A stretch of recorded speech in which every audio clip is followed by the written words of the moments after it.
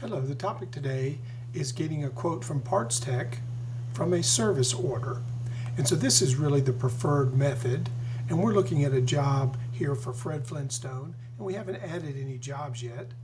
But we would then, if we wanted to go to PartsTech and look up a part, say for instance for these brakes, we would choose New Quote. Okay? And this is going to do the same thing as an add job. So let's just click on New Quote. And it brings us to the Add Job menu. And traditionally, we would just select a job and move forward from there. But with online ordering, we can use the PartsTech taxonomy, and this will be the most accurate way to find parts. And we'll just choose the category, then we'll choose the subcategory, and it will take a little experience to learn to use the taxonomy. And so now we can look down and find a disc brake pad set for this Toyota Tundra. So then we can do a lookup parts.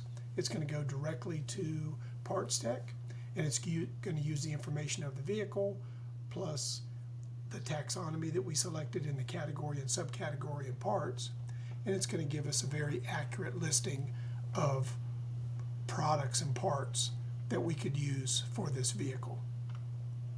And so I'm just going to go ahead and add this to the cart. And also the service number has been added as a PO number, so you can put a different one there. And let's go ahead and submit that quote.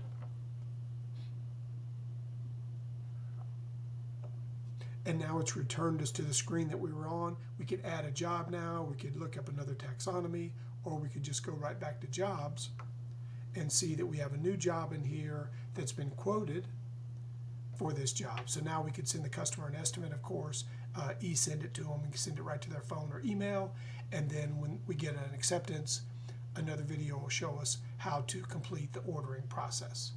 So thank you so much.